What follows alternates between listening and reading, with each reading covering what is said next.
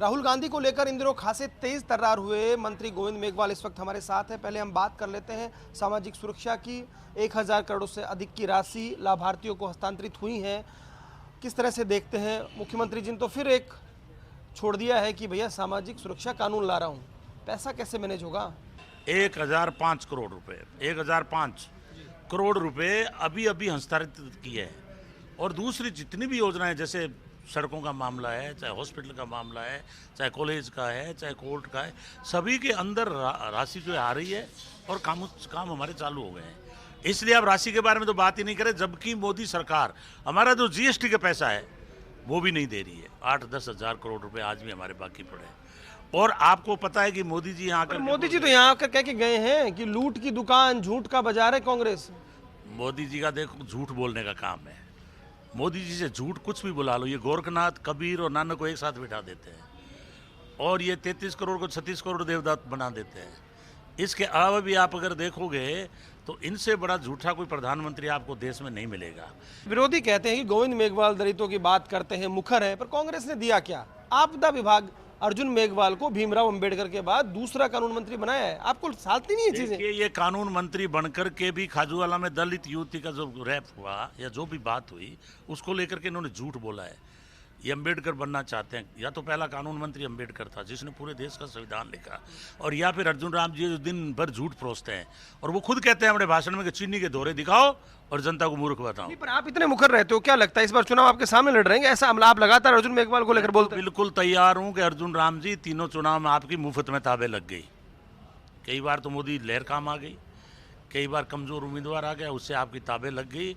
और यदि आप कहीं गलती से भी इस चुनाव में मेरे सामने आ गए तो कोई बड़ी बात नहीं है कि अर्जुन राम जी की जमानत जब्त करा दूं। आप चुनौती दे रहे हैं उनको सीधे? मेरी बिल्कुल खुली चुनौती है कि अर्जुन राम जी अगर खाजूवाला हम आते हैं तो मैं स्वागत करूंगा और मैं चाहूंगा कि आप आएँ और मेरे सामने लड़ें।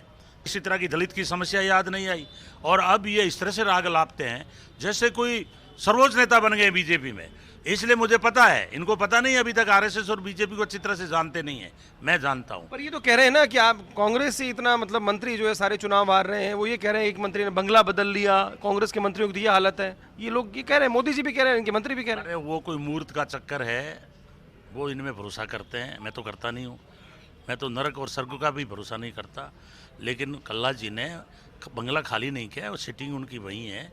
उस बात को लेकर मोदी बोल रहा है तो मैं तो ये कहता हूं कि बीजेपी वालों के पास कोई बोलने के लिए मुद्दा नहीं है। फिर भी जनता वोट उनको देती है भाई।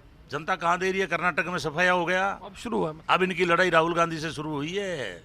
आपको पता है राजीव गांधी ने अपनी शहादत दी है, इंदिरा गांधी ने शहादत दी है, वो पोता है इंदिरा गांधी का। राहुल गांधी को लेकर आप जिस तरह से बोल रहे हैं, बीजेपी के लोग कह रहे हैं आप मर्यादा भूल गए हैं। आज भी कह रहा हूं कि अगर राहुल गांधी जी की तरफ अंगुली भी उठाई इन्होंने और एक भी दिन इन्होंने जेल भेजा, हम लाखों करोड़ों की संख्या में जेल भर देंगे और जब तक मोदी और अमित शाह का सुपड़ा साफ नहीं हो जाएगा हम जेल से बाहर भी नहीं आएंगे। मतलब इस बात की एक जो है साथी मानिए महादेव सिंह खंडेला कहते हैं लोग मरते रहते हैं, तालाब में डूब कर मरते। किस तरह की भाषा है कांग्रेस? ये आपदा प्रबंधन में नियम इस केंद्र सरकार ने लागू किए हैं और मुझे दुख है कि मैंने 13 तारीख को जो अमित शाह जी के साथ मीटिंग की, मैंने मुद्दा उठाया था कि खंडेला जी क्या बोले मैंने सुना नहीं, लेकिन उसने हमारे बुरे समय में सरकार बचाई है।